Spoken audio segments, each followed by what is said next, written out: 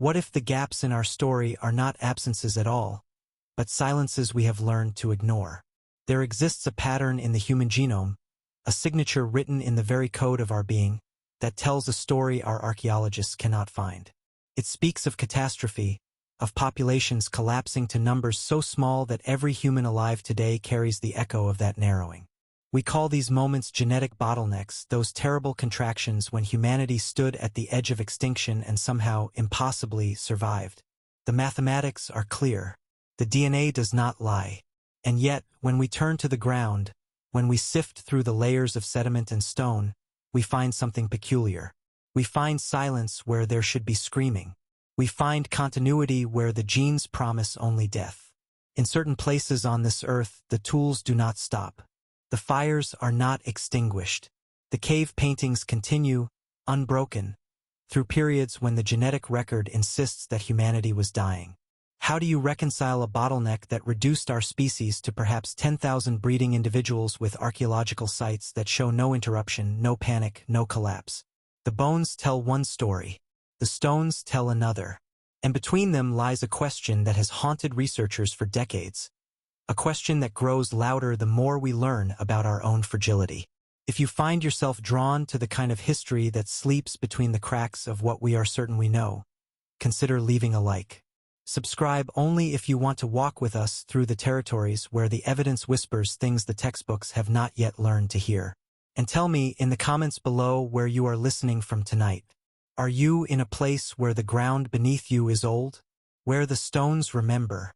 We are taught that 200,000 years ago, somewhere in Africa, a species emerged that would eventually call itself human. Homo sapiens, the thinking ape, the one who would inherit the earth. And we are taught that this species, our species, nearly did not make it. Climate records show upheavals so severe they should have erased us entirely. Volcanic winters, ice ages, droughts that lasted millennia. The Toba supervolcano eruption, 74,000 years ago, dimmed the sun and choked the sky with ash, plunging the world into a volcanic winter that may have reduced our ancestors to a few thousand terrified souls clinging to survival in scattered refuges. This is the narrative. This is the story of humanity's near-death and miraculous persistence. But here is what troubles the careful observer. Here is what keeps certain scholars awake at night, turning over the same questions in the dark. If humanity was reduced to such catastrophic numbers, if we were driven to the very brink of extinction, why do some populations show genetic diversity that predates the bottleneck? Why do certain groups carry markers that suggest continuous habitation, continuous breeding, continuous survival in regions that should have been uninhabitable? The genes of the Sand people of southern Africa, the Aboriginal Australians, isolated populations in high-altitude Asia, they tell a story of deep time and unbroken lineage. They carry variants that are ancient beyond the supposed bottlenecks, mutations that accumulated slowly, steadily, without the violent contractions that should have reset the genetic clock. And then there are the sites themselves. Blombos Cave in South Africa, Pinnacle Point, Clayse's River mouth. These are not just caves. They are archives. And what they preserve is continuity. Shell middens that accumulate across tens of thousands of years. Tools that evolve, yes, but do not vanish. Ochre processing, symbolic behavior, carefully worked beads and engravings that span periods when, according to the genetic models, humans should have been struggling merely to survive, not creating art, not engaging in complex symbolic thought. The layers do not lie. The stratigraphy is clear. People were here, continuously, living, thriving, adapting even as the world outside was supposedly ending. How do we explain this? One possibility, the one that most researchers accept, is that the genetic bottlenecks were not as severe as we thought, or that they were regional, affecting some populations but not others. Africa is vast. Even in the worst climates, there would have been refugia, pockets of habitability where small groups could endure. This is reasonable. This is the conservative interpretation. But there is another possibility, one that is less often discussed, one that requires us to imagine something stranger. What if the people who survived were not just lucky? What if they were prepared? Not in the sense of prophecy or foreknowledge, but in the deeper sense of culture, of accumulated wisdom, of strategies passed down through generations who had already lived through endings before.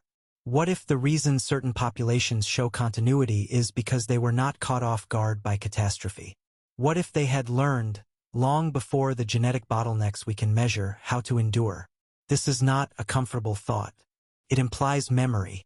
It implies that 200,000 years ago or longer, there were humans, or something very much like humans, who had already faced extinction and learned from it. It implies that the archaeological silence we interpret as absence might instead be the mark of people who knew how to vanish, how to survive in places we would not think to look, and how to emerge again when the world became livable once more. Look at the high-altitude sites, the Tibetan Plateau, the Andes, places where oxygen is thin and the climate unforgiving. And yet, genetic evidence suggests humans adapted to these environments far earlier than conventional timelines allow. The Denisovans, those mysterious hominins whose DNA we carry but whose bones we have barely found, seem to have thrived in high-altitude Asia tens of thousands of years before modern humans supposedly arrived. They left us a gift, a genetic adaptation that allows Tibetans to live comfortably at altitudes that would incapacitate anyone else. This is not recent. This is deep. What were they doing up there, so early, so high, in a place that offers no easy living? Perhaps they were doing what survivors do. They were finding the places no catastrophe could reach. Underground, the world is different. The temperature stabilizes. Water, if you know where to find it, is reliable. The chaos of the surface, the fires and floods and freezing winds, they do not penetrate the deep stone. And so, we must ask, if you were a people who had survived one ending, if you carried the memory of the sky turning black and the rivers drying and the animals dying, where would you go when you saw the signs again? You would go down. You would go deep. The cave systems of southern Africa, of Europe, of Asia, they are not mere shelters. They are labyrinths. Some extend for miles, branching and twisting through the earth, connecting distant valleys, opening in hidden places far from the surface turmoil. Modern explorers equipped with lights and maps still get lost in them. And yet, evidence suggests that ancient peoples knew these systems intimately, used them not just as temporary refuge but as persistent habitation sites, possibly for thousands of years at a time. Excavations in the Dordogne region of France reveal occupation layers in certain caves that stretch back over 50,000 years, with no significant breaks. Tools, hearths, the remains of meals, they accumulate in a steady rhythm that speaks not of people fleeing in panic but of people living, deliberately, in the dark. The depth of some of these deposits, the sheer duration they represent, suggests something more than opportunistic shelter. They suggest intention. They suggest a culture that had made the decision, perhaps long ago, that the safest place to be was beneath the surface. And it is not only in Europe. In China, the cave systems of Guangxi and Guizhou provinces contain some of the oldest evidence of sustained human habitation.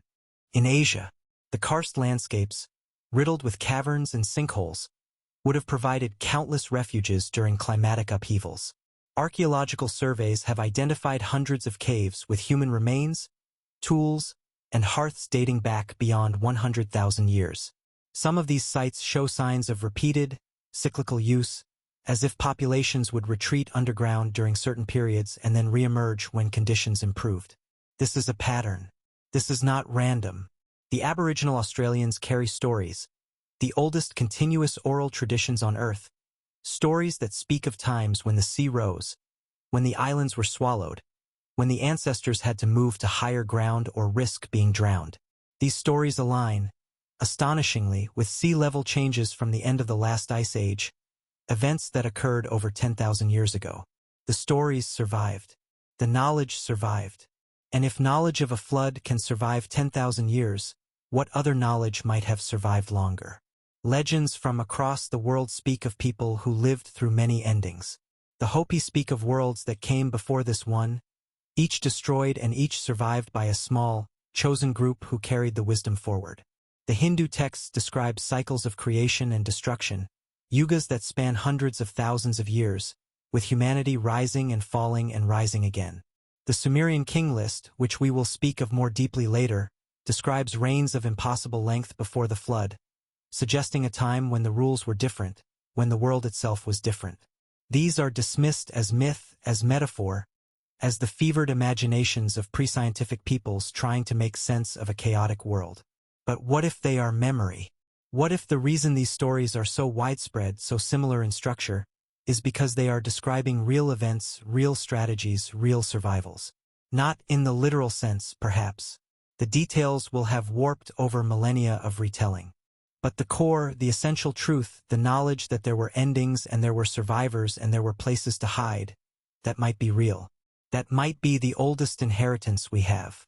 Genetic studies of isolated populations reveal something curious. In addition to the ancient lineages that predate the known bottlenecks, there are what geneticists call ghost populations, groups whose DNA signatures appear in modern humans but for whom we have no fossils, no sites, no direct evidence. They existed, they interbred with our ancestors, and then they vanished from the record, leaving only their genetic shadow. Who were they? Where did they live? And why can we not find them? One possibility is that they lived in places we have not looked, or in places that are now gone. The continental shelves, now underwater, were vast plains during the ice ages. Entire ecosystems, entire human populations, could have thrived there for tens of thousands of years, only to be drowned when the ice melted and the seas rose. If a civilization, or even a small, persistent culture, had adapted to coastal living, relying on the rich resources of the shore and the shallow seas, we would never find their sites. They are 300 feet below the waves now, buried under sediment, erased. But there is another possibility. What if these ghost populations were the underground people? What if they survived the surface catastrophes by retreating into the cave systems, into the hidden places, and only emerged, only interbred with surface populations, during the brief windows of climatic stability? Their numbers would have been small. Their material culture might have been minimal, adapted for survival rather than display. They would leave little trace, and what trace they left would be in the deepest, most inaccessible parts of the cave systems, places we have not yet fully explored. This is speculation, yes, but it is speculation grounded in the evidence. It is an attempt to reconcile the genetic data, which insists that there are missing pieces, with the archaeological silence, which insists that we have found everything there is to find. Consider the Denisovans again. We know them almost entirely from DNA. We have a few bone fragments, a handful of teeth, and one nearly complete jawbone found on the Tibetan plateau. That is all. And yet, their genetic legacy is enormous. They contributed genes to modern Melanesians, Aboriginal Australians, and various Asian populations. They were widespread. They were successful. They interbred with both Neanderthals and modern humans. And we have almost nothing to show for it. Why? Where are their sites? Where are their tools, their art, their burials? If they were a thriving population, adapted to diverse environments from Siberia to Southeast Asia, why is the physical evidence so sparse? Perhaps because they lived differently. Perhaps because their survival strategy was one of minimal impact, of moving lightly through the world, of leaving little behind. Or perhaps because they, like the ghost populations, lived in places we cannot easily access, places that the Earth has since reclaimed. There is a site in South Africa, in the Rising Star Cave System, where researchers discovered the remains of Homo naledi, a hominin species with a confusing mix of primitive and modern traits. The remains were found in a deep, almost inaccessible chamber, reachable only through a narrow chute that requires significant climbing skill to navigate. The question that haunts the discoverers is this: how did the bodies get there? The chamber shows no signs of habitation. There are no tools, no hearths, no living debris. Only bones, many bones, of individuals of all ages. Some researchers have suggested that this was a burial site, that Homo naledi was deliberately placing its dead in this chamber, navigating the difficult passage to carry the bodies of their loved ones into the deep earth. If true, this would indicate a level of symbolic thought, of ritual behavior, far beyond what we associate with a species that lived hundreds of thousands of years ago and had a brain a third the size of ours. But there is another interpretation, one less often voiced. What if this chamber was a refuge? What if, during some catastrophe on the surface, a group of Homo naledi retreated into the cave, navigated the narrow passages seeking safety, and became trapped? What if the distribution of ages, the presence of young and old together, suggests not a burial ritual but a family group, a community, seeking shelter in the only place they thought they could survive? And what if they were right for a time until food ran out or water or air? The earth is full of such places, chambers and passages that go deep, that twist and turn, that open into rooms no light has touched in millennia. We have explored so little of it. Even in well-known cave systems, there are branches that remain unmapped, crevices too small for modern cavers to enter, flooded tunnels that would require specialized equipment to navigate. If a people adapted to living in these environments, if they knew the passages, if they could navigate by memory and touch, they could have persisted in spaces we would never think to search. And the evidence, when we do search, is strange. In the Cappadocia region of Turkey, there are underground cities carved into the soft volcanic rock. Derinkuyu, Kemakli, these are not natural caves but human constructions, multi-level complexes that could house thousands of people, complete with ventilation shafts, wells, storage rooms, and defensive mechanisms. They were used historically by early Christians fleeing persecution, but the construction techniques, the sheer scale and sophistication, suggest they are much older. Radiocarbon dating of organic material found in the tunnels gives dates in the thousands of years, but the cities themselves could be far older. The rock does not hold carbon. It does not give up its age easily. Who dug these cities? And why? The conventional explanation is defense, protection from invasion. But imagine the labor required. Imagine hollowing out mountains by hand, by primitive tools, to create these vast underground networks. Imagine doing this without machinery, without modern surveying, and yet achieving ventilation systems that work perfectly, water sources that never run dry. This is not the work of a panicked population fleeing an immediate threat. This is the work of generations, of a culture that knew it would need these refuges, that planned for survival on a timescale beyond any single lifetime. What if these are not the first such constructions? What if the techniques, the knowledge of how to carve livable space from solid rock, of how to engineer airflow and water supply deep underground, what if this knowledge is far older than we think? What if Derinkuyu is not an innovation but a restoration, a recreation of something done before, long before, by people who knew what was coming because they had lived through it already? High-altitude sites present a similar puzzle. The ruins of Pumapunku in Bolivia sit at nearly 13,000 feet above sea level. The precision of the stonework, the interlocking blocks that fit together without mortar, the sheer weight of some of the stones, transported from quarries miles away, all suggest a level of organization and technical skill that is difficult to explain given the conventional timeline of Andean civilization. The site is dated to around 500 AD, part of the Tiwanaku culture, but some researchers argue that the core structures, the massive platform stones, could be older, possibly much older.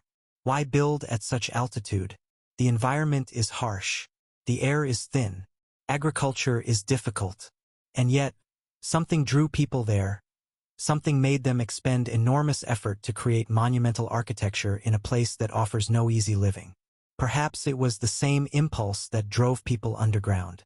Perhaps it was the knowledge, passed down, that when catastrophe comes, the lowlands drown, the valleys burn, and only the high places, the hard-to-reach places, offer safety. Perhaps Pumapunku, and sites like it across the Andes and the Himalayas, are not just religious centers or trade hubs. Perhaps they are the remnants of a survival strategy, a cultural memory of seeking elevation when the world below becomes uninhabitable. The Tibetan Plateau, the roof of the world, offers similar evidence. Archaeological finds suggest human presence there far earlier than previously believed, potentially over 30,000 years ago, in conditions that should have been prohibitively harsh. The Denisovan gene that allows altitude adaptation, the EPAS1 variant, provided a survival advantage so significant that it swept through the population. But why were people there in the first place? What drove them to colonize one of the most inhospitable environments on Earth at a time when there were easier, more fertile lands available elsewhere? Perhaps they were not colonizing. Perhaps they were fleeing. Think of the world 200,000 years ago or longer. Think of the cycles of ice and thaw, the volcanic eruptions that could dim the sun for years, the megadroughts that turned grasslands into deserts overnight in geological terms. Think of a species not yet fully modern, not yet fully us, that had learned to read the signs, that had learned, through bitter experience, that the world could end without warning. What would such a species do? They would map the refuges. They would know every cave, every high valley, every underground river. They would teach their children which plants could be stored, which animals could be followed into the deep places, how to make fire in the dark, how to breathe thin air, how to endure. This knowledge would become culture. It would become identity. And when catastrophe came, these people would not be surprised. They would do what they had always done. They would retreat, survive, and wait. And when the world healed, they would return. But here is the unsettling part. Here is where the story turns strange. If such a culture existed, if they survived multiple catastrophes over hundreds of thousands of years, they would have developed a deep time perspective that we, with our civilizations measured in mere thousands of years, cannot easily grasp. They would see patterns we do not see. They would recognize cycles we have not yet completed. And they would know, better than anyone, that endings are never final. That after the collapse comes the rebuilding. That humanity always returns. What would such knowledge do to a people? Would it make them fatalistic, resigned to the inevitable rise and fall? Or would it make them careful, deliberate, determined to encode their most important insights in forms that could survive the next collapse? We see this impulse in our own history. The Library of Alexandria, the effort to gather all the world's knowledge in one place, was an attempt to preserve learning against the chaos of war and political collapse. The Epic of Gilgamesh, the oldest written story we have, is fundamentally about the search for immortality, for a way to cheat death and oblivion. Entire religious traditions are built around the concept of revelation, of truths handed down from an earlier, wiser time. We are obsessed with legacy, with not being forgotten, with ensuring that what we learn survives us. But what if this impulse is not unique to civilization?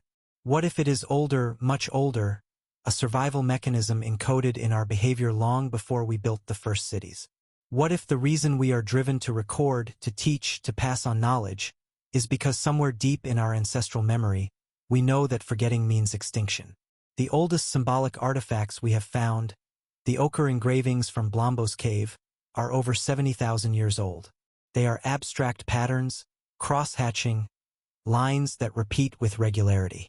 We call them art, and perhaps they are. But perhaps they are also something else. Perhaps they are notation, a way of recording information in a form that does not require language, that can be understood across generations even if the spoken words change. Perhaps they are the ancestors of writing, an attempt to make memory external, to inscribe it in the world so it cannot be lost. If you wanted to preserve knowledge across a catastrophe, across a bottleneck that might reduce your population to a handful of survivors, how would you do it? You could not rely on oral tradition alone. Too fragile. Too dependent on unbroken lineages of teachers and students. You would need something more durable. Stone, ideally, carved deep, placed in locations that would survive flood and fire. And you would need symbols simple enough to be understood without lengthy explanation, yet complex enough to encode meaningful information. The petroglyphs scattered across the world, on every continent, in deserts and mountains and caves, they share certain motifs: spirals, circles, handprints, animals, human figures. The specific styles vary, but the core symbols appear again and again, across vast distances and supposedly unconnected cultures. Why? The conventional explanation is that these are universal human symbols, archetypes that emerge naturally from the structure of our consciousness. This may be true, but it may also be true that they are a language or the remnants of one, a system of communication that predates the diversification of human cultures, that was once shared and has since fragmented. A language designed not for conversation but for transmission across time. Consider the complexity of preparing for an extinction event. You cannot simply hide in a cave and wait. You need supplies, water, food sources that will last months or years. You need to know which cave systems have accessible water tables, which ones flood, which ones collapse in earthquakes. You need to understand animal migration patterns, to know when the herds will return to the lowlands. You need to track the seasons in a world where the sky might be obscured for years at a time. This is sophisticated knowledge. This requires planning and coordination on a scale that implies social complexity. And yet, when we look at the tools from these periods, they are often simple. Stone flakes, hand axes, scrapers. Nothing that suggests the level of organization we are imagining. This is part of the puzzle. How do you build a culture capable of surviving extinction with technology that appears so basic? Perhaps the technology was not in the tools. Perhaps it was in the knowledge, in the mental maps of the cave systems, in the understanding of water and stone, in the ability to read the weather, to predict the movements of animals, to know which roots and seeds and fungi could sustain you when nothing else was available. This is technology too, older than metallurgy, older than agriculture. It is the technology of observation and memory, and it leaves no trace in the ground. It survives only if it is passed on generation to generation, parent to child, teacher to student. And sometimes it does not survive. Sometimes the chain breaks.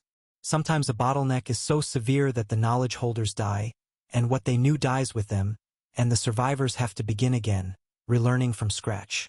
But sometimes, just sometimes, enough survives.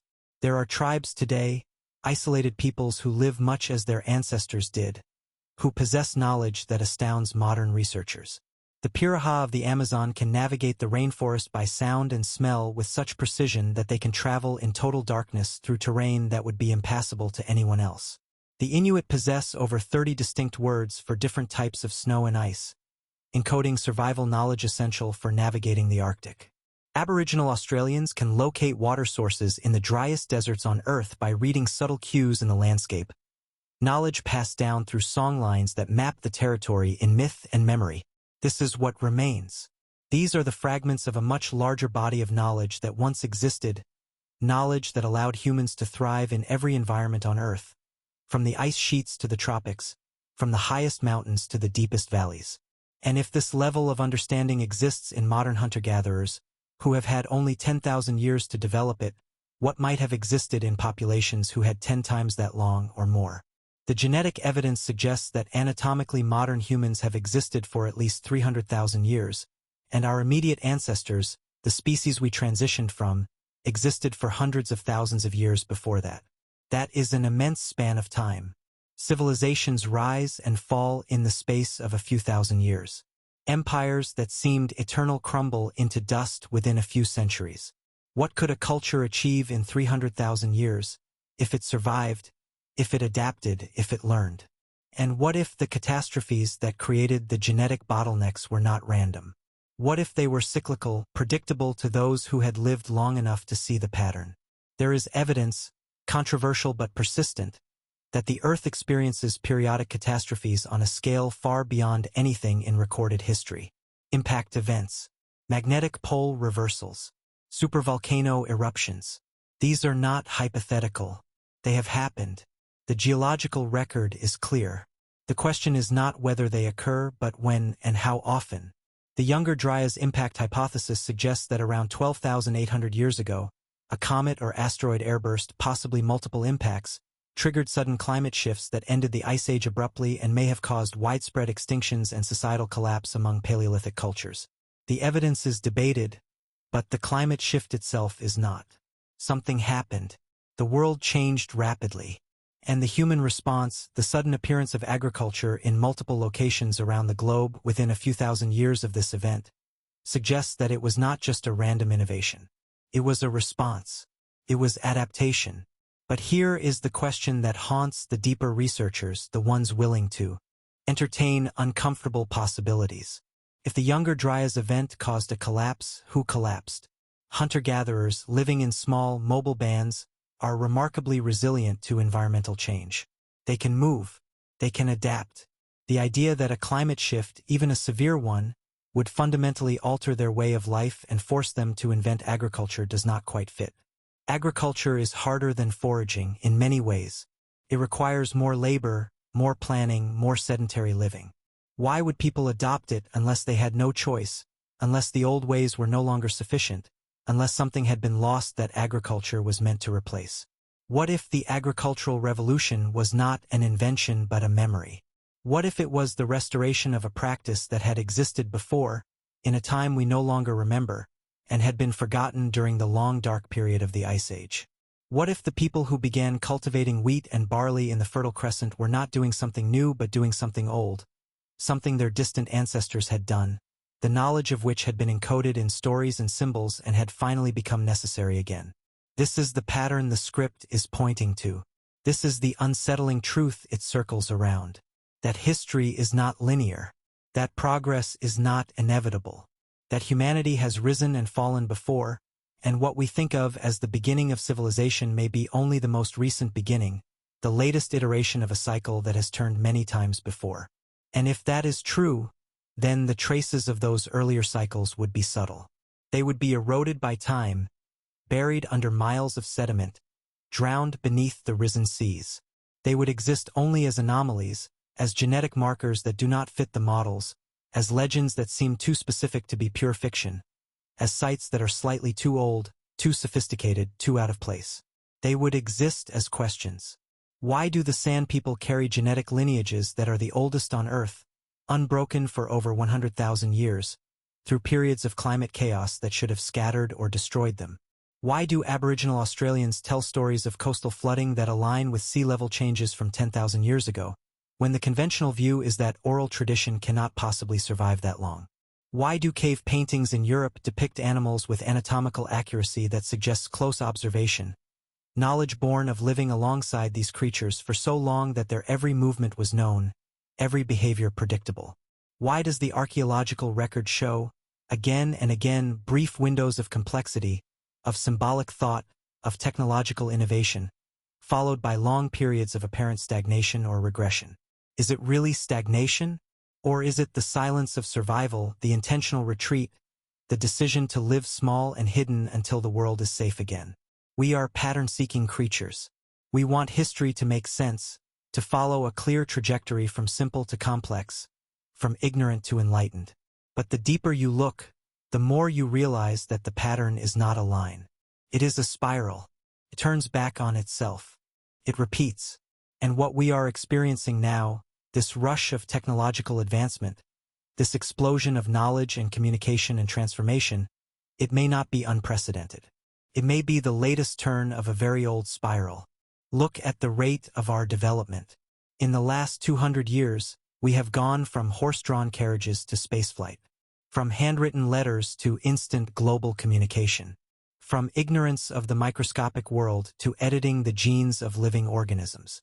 This acceleration feels unique, feels like we are transcending the limitations of the past. But is it unique? Or is it what happens every time a population emerges from a bottleneck, every time the survivors regather and begin to rebuild, drawing on whatever fragments of knowledge survived the collapse?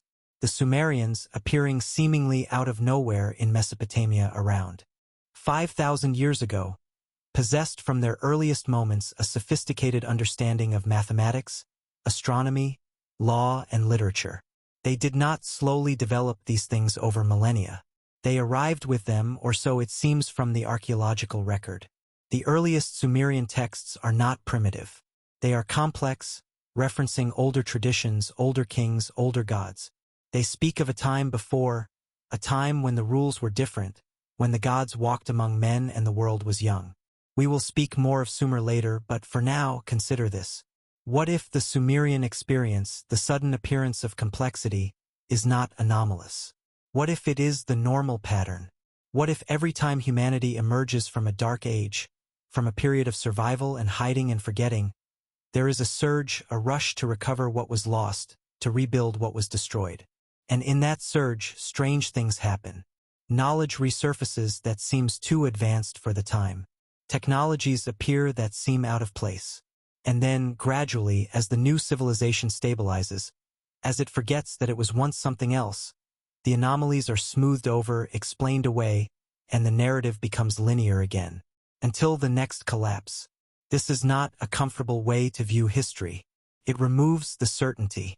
It suggests that what we think we know is incomplete, that the ground beneath our understanding is not as solid as we believed.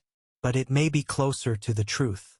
It may be the only way to reconcile the genetic data, which insists on bottlenecks and ghost populations and ancient lineages, with the archaeological silence, which insists that we have found all there is to find. Perhaps we have not looked in the right places. Perhaps the right places are gone, submerged, eroded, or deliberately hidden. Perhaps the people who survived the extinction events were not interested in leaving grand monuments. Perhaps they learned, the hard way, that visibility is dangerous, that permanence is an illusion, and that the only things that truly survive are knowledge and adaptability. There is a site in Turkey, Göbekli Tepe, that rewrites everything we thought we knew about the origins of civilization.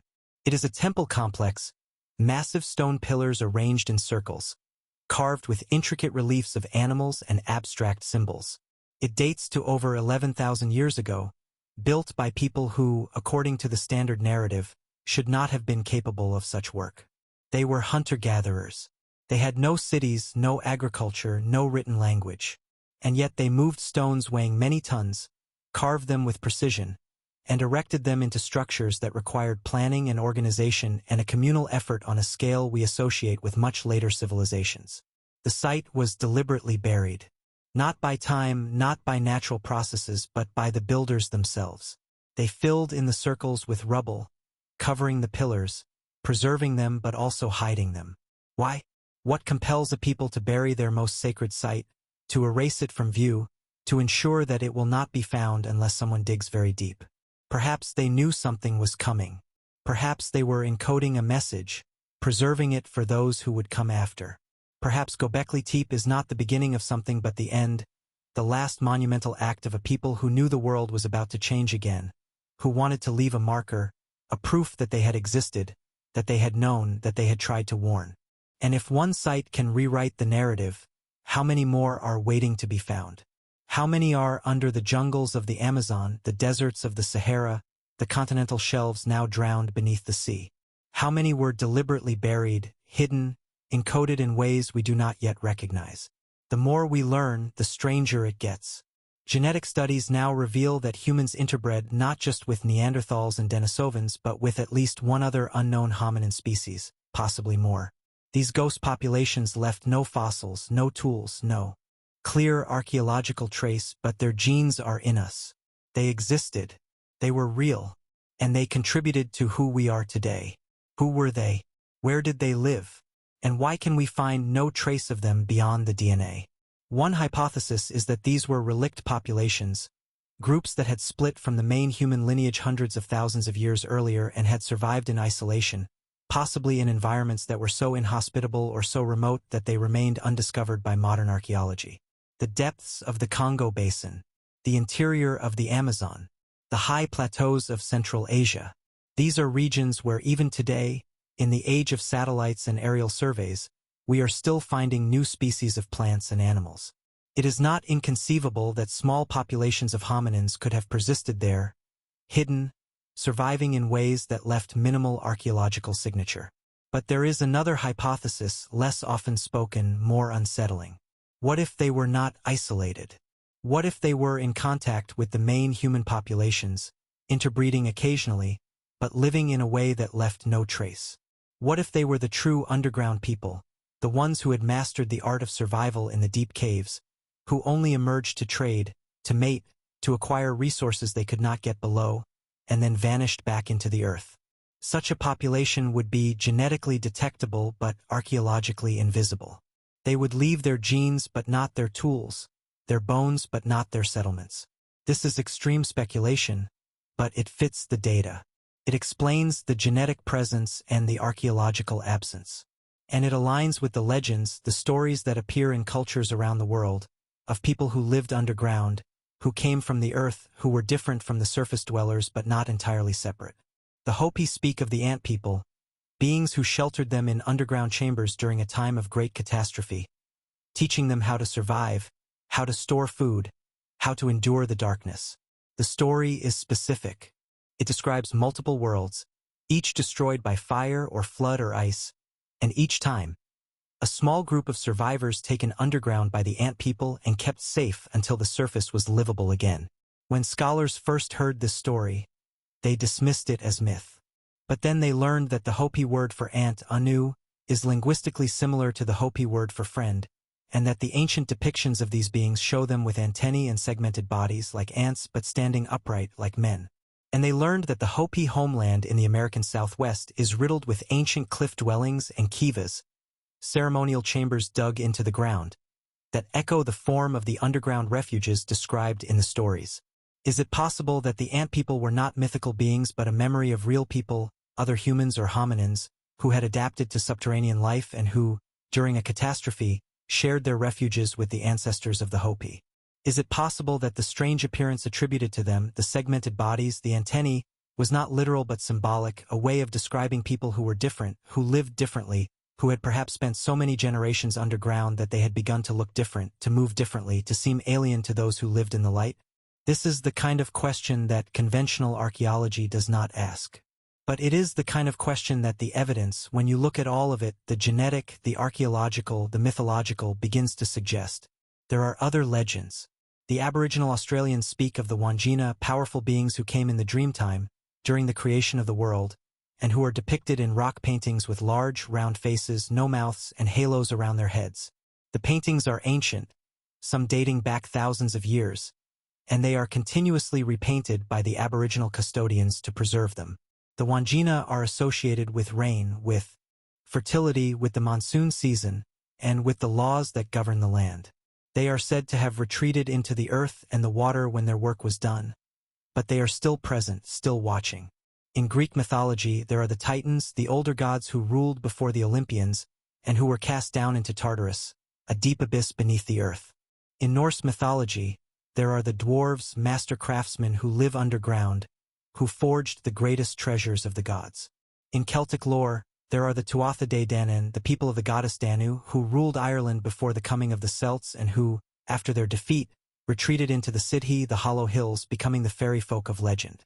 Again and again, across cultures, there are stories of people who are older, who were here first, who possessed great knowledge or power, and who withdrew from the surface world, going into the earth, into the hills, into hidden places. These are dismissed as fantasy, as the human tendency to populate the unknown with invented beings.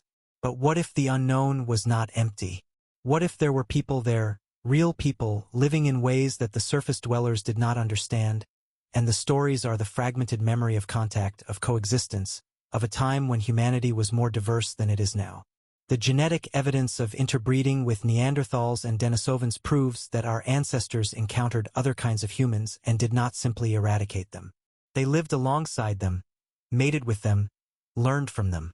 The idea that there might have been other encounters with other groups that have left even less trace, is not impossible. It is, in fact, implied by the ghost DNA. Now consider what this means for the question of survival strategies. If there were multiple hominin populations, each adapted to different environments, each with different cultures and technologies, then the survival of humanity through the bottlenecks was not a singular event. It was a collective effort, a network of different groups, some on the surface, some underground, some in the mountains, some on the coasts, each surviving in their own way and occasionally interacting, sharing knowledge, sharing genes. The bottleneck, from this perspective, was not a near extinction of a single population but a contraction of a network, a reduction in the number of nodes but not a complete collapse. This would explain the continuity in some regions. This would explain the genetic diversity that predates the bottlenecks. This would explain the archaeological sites that show no break in habitation. Because the people at those sites were not alone. They were part of a larger system, and even when their numbers dwindled, they were connected to others, to refuges, to knowledge sources, to populations that had survived before and knew how to endure. And it would mean that the knowledge we attribute to the sudden genius of the Sumerians, or the builders of Göbekli Tepe, or the first farmers, was not invented from scratch. It was reassembled, reconstructed from fragments that had survived in the various populations, brought together as the world stabilized and the different groups began to interact more frequently, to trade, to interbreed, to share what they had learned. This is a fundamentally different view of human history.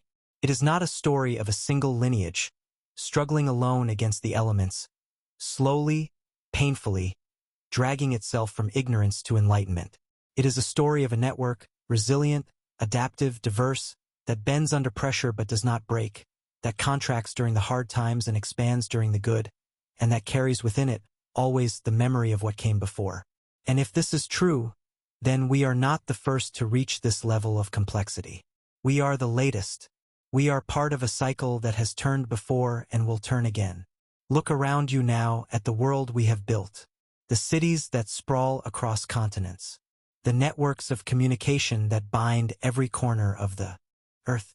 The technologies that seem almost magical, that allow us to speak to someone on the other side of the planet instantly, to access the sum of human knowledge with a few keystrokes, to alter the very code of life itself. We think of this as progress, as the inevitable march forward, as proof that we have transcended the limitations of our ancestors. But have we? Or have we simply reached, once again, the level of complexity that triggers the next collapse? There is a theory in system science called the collapse threshold, the idea that complex systems, whether they are ecosystems or civilizations or networks, have a tipping point beyond which they become unstable.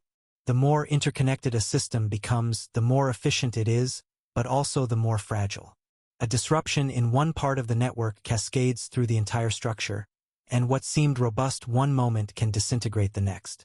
The Roman Empire, the Bronze Age civilizations, the Maya, they did not fall because they were weak. They fell because they were too complex, too interconnected, too dependent on systems that, when they failed, took everything else with them. We are more interconnected now than any civilization in history. Our food systems are global. Our economies are entwined. Our technologies depend on supply chains that span the planet. A disruption in one region, a pandemic, a climate shift, a war, can ripple outward, affecting billions. We have built a system that is powerful but brittle, efficient but vulnerable. And we have been here before. Not in the sense of having global supply chains before, but in the sense of reaching a level of complexity, of population density, of resource exploitation, that makes collapse not just possible but likely. The genetic bottlenecks we see in our DNA are not accidents. They are the signature of collapses, of moments when the system failed, when the population crashed, when everything had to be rebuilt from the survivors. What if those collapses were not caused by external forces alone? What if they were, at least in part, the result of the civilizations themselves, of reaching a point where they had exhausted their environment, where they had grown too complex to sustain, where the weight of their own success crushed them? This is what the script is suggesting when it speaks of repeating patterns. This is the unsettling implication. The people who survived the extinction events 200,000 years ago, or 100,000 years ago, or 70,000 years ago, they learned something. They learned that there is a limit. They learned that growth cannot be infinite. They learned that the only way to endure is to live within the carrying capacity of your environment, to move lightly, to store knowledge but not accumulate possessions, to remain flexible, adaptable, ready to retreat when necessary. And we have forgotten this. We have built a civilization based on the assumption of endless growth, endless resources, endless expansion. We have done this because, for the last 10,000 years, since the end of the last ice age, the climate has been remarkably stable. We have had warm, predictable weather, rising sea levels that stabilized, a global environment that allowed agriculture to flourish and cities to grow. We have lived through the longest period of climatic stability in the last several 100,000 years, and we have mistaken it for the normal state of the world. It is not. The geological record is clear. The Earth's climate is cyclical, shifting between ice ages and warmer interglacials, driven by variations in the planet's orbit, by volcanic activity, by asteroid impacts, by forces we are only beginning to understand. We are currently in an interglacial, the Holocene, and it has lasted about 11,700 years. The previous interglacial, the Eemian, lasted about 15,000 years before the ice returned. We are, by some measures, overdue for the next shift. And now we have added our own influence. We have changed the composition of the atmosphere. We have altered the climate in ways that may accelerate the transition, or delay it, or make it more chaotic. We do not fully understand the consequences, but we know that the system is changing, and we know that complex systems, when pushed beyond their stable range, do not change gradually. They shift suddenly, catastrophically. What will we do when that happens? Will we have learned the lessons of our ancestors, the ones who survived the bottlenecks? Will we retreat to the refuges, to the high places and the deep places, carrying with us the knowledge that must be preserved? Or will we cling to the cities, to the networks, to the systems that are failing and go down with them? These are not hypothetical questions. These are questions that our descendants may face, possibly sooner than we think. And the answers, the strategies for survival, they are encoded in our past. They are written in the genes of the isolated populations who endured. They are hidden in the cave systems that sheltered our ancestors. They are whispered in the legends of the people who lived through many endings. But we have to listen. We have to look at the evidence, all of it, not just the parts that fit comfortably into the narrative of progress. We have to ask the uncomfortable questions. We have to entertain the possibility that history is not a line but a cycle, and that we are not at the beginning of something new but in the middle of something very old. The genetic outliers, the populations that do not fit the models, they are not anomalies. They are survivors. They carry within them the adaptations, the knowledge, the cultural memories that allowed them to endure when others did not. They are the proof that survival is possible, even through the worst catastrophes, but only if you are prepared, only if you remember, only if you know where to go and how to live when the world above is ending. The unclassified artifacts, the sites that are too old or too sophisticated, they are not mistakes. They are pieces of a larger puzzle, a puzzle that we have been assembling incorrectly because we assumed we knew the shape of the picture. We assumed that human history began with the Sumerians or the Egyptians, or perhaps a few thousand years earlier with the first farmers. We assumed that before that, there was only simple hunter-gatherers, living hand to mouth, leaving no mark on the world. But the evidence does not support this. The evidence suggests that there was complexity before, that there were cultures, possibly civilizations, that rose and fell in the deep past, and that what we call the beginning of history is only the latest beginning, the one that we happen to have records of. Göbekli Tepe is 11,000 years old, and it was built by people who supposedly had no agriculture, no cities, no writing. But it exists. The stones are real. The carvings are real. And if they could build that, what else could they build? What else did they build that we have not yet found, or that we have found but not recognized? The continental shelves that are now underwater were vast plains during the Ice Age. The Persian Gulf was a river valley. The North Sea was dry land. The coastlines of every continent were miles farther out than they are now. And humans, as far back as we can trace, have always preferred to live near water, near the coasts, near the rivers, because that is where the resources are, where the fish and the shellfish and the migratory birds gather, where the land is fertile and the climate mild. If there were complex cultures during the Ice Age, that is where they would have been. And that is where we cannot look, because it is now 300 feet underwater, covered by sediment, scoured by currents, erased by 10,000 years of marine deposition. We have found a few things. Submerged structures off the coast of India, Japan, the Mediterranean. Stone formations that some researchers argue are too regular, too aligned to be natural. Most archaeologists dismiss them as geological features, the result of natural fracturing and erosion. And perhaps they are right, but perhaps some of them are not. Perhaps some of them are the foundations of buildings, the remnants of harbors, the ruins of a world we have forgotten. And if those structures exist, if there were coastal civilizations that thrived during the Ice Age and were drowned when the ice melted, then the genetic bottlenecks take on a different meaning. They are not just the result of climate stress.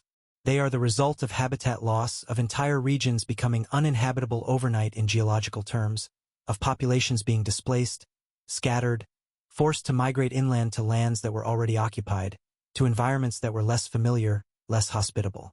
The survivors would have been the ones who adapted quickly, who had the knowledge to move, to find new refuges, to integrate with other populations or to carve out new niches in the high places, the dry places, the hidden places. And they would have carried with them the memory of what was lost, the stories of the drowned world, the cities beneath the waves, the civilization that came before. This is not proof. This is conjecture, pattern recognition, an attempt to make sense of the fragments we have. But it is conjecture grounded in evidence, in the genetic data that insists on complexity, in the archaeological sites that defy easy explanation, in the legends that are too widespread and too specific to be dismissed as pure invention. And it is a warning, because if it happened before, it can happen again. We are changing the climate now, not through the slow, natural cycles of the Earth's orbit but through our own actions, our release of greenhouse gases, our deforestation, our alteration of the land and the sea. We are conducting an experiment on the global ecosystem, and we do not know the outcome. We know that the climate is warming. We know that the ice sheets are melting. We know that sea levels are rising. But we do not know how fast or how far or what will happen to the complex, interconnected systems that we depend on. If the seas rise by a few meters, hundreds of millions of people will be displaced. The coastal cities, the economic centers, the agricultural heartlands of river deltas, they will be flooded, rendered uninhabitable. Where will those people go? How will they be fed?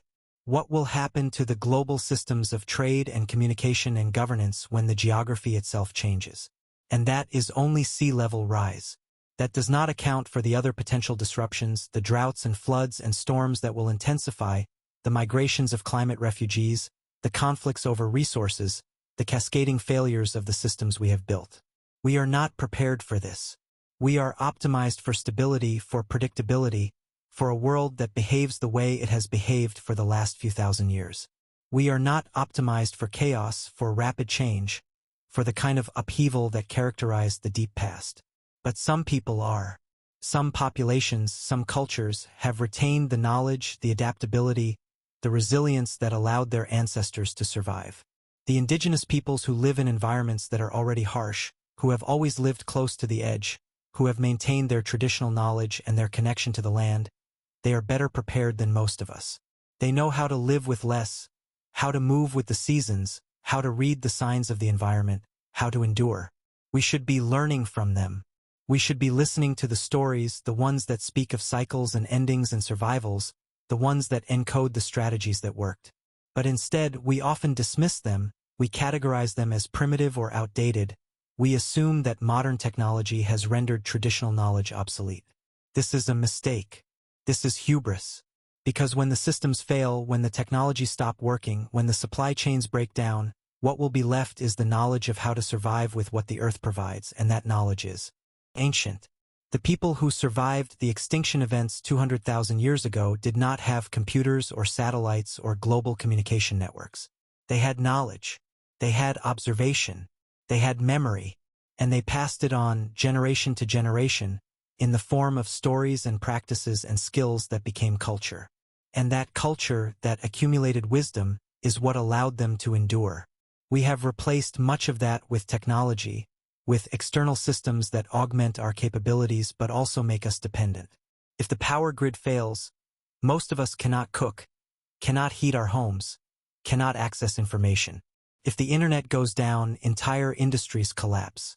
If the food supply chains are disrupted, we have perhaps a few days of food in our homes, a few weeks in the cities, and then nothing. This is not resilience. This is vulnerability dressed up as convenience. And the irony is that we have the knowledge, somewhere, buried in our collective memory, of how to be more resilient. We have the genetic adaptations, the ones inherited from our ancestors who survived the bottlenecks, that allow us to endure extreme conditions. We have the cultural heritage, the stories and myths that encode survival strategies. We have the archaeological record which shows us where the refuges were, where people went when the world was ending. But we have to choose to use it. We have to choose to remember instead of forgetting. We have to choose to prepare instead of assuming that the good times will last forever. This is not a call for primitivism, for abandoning technology and returning to the caves. Technology is powerful. It has extended our lifespans, reduced suffering, allowed us to explore and understand the universe in ways our ancestors could never have imagined. But it is a tool, and like any tool, it can be used wisely or foolishly.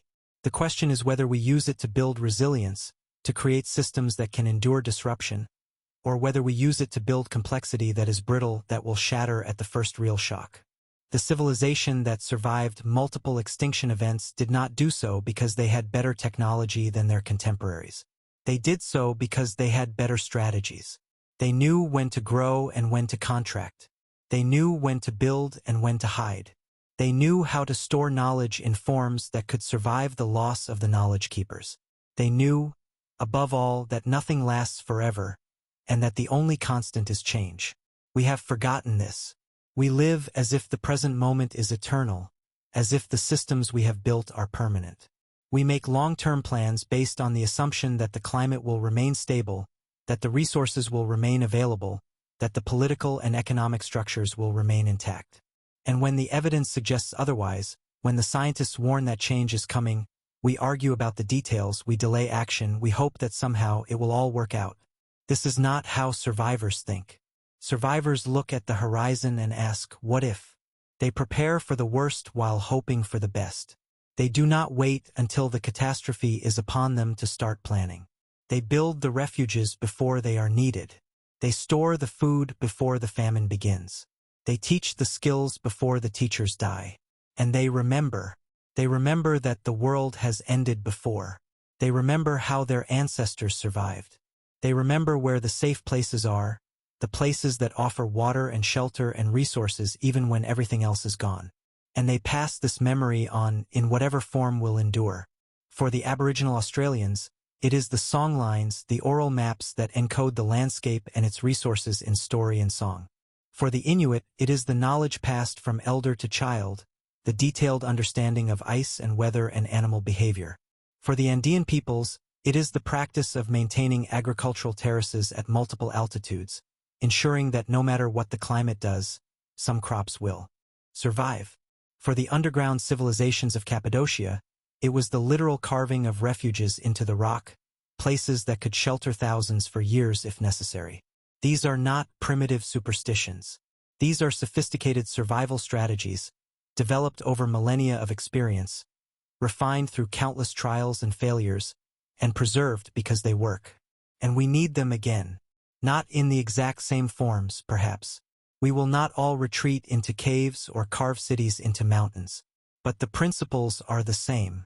Diversity of resources, redundancy of systems, knowledge that is distributed, not centralized, communities that are connected but not dependent, the ability to endure isolation, to survive without external inputs, to adapt to rapidly changing conditions.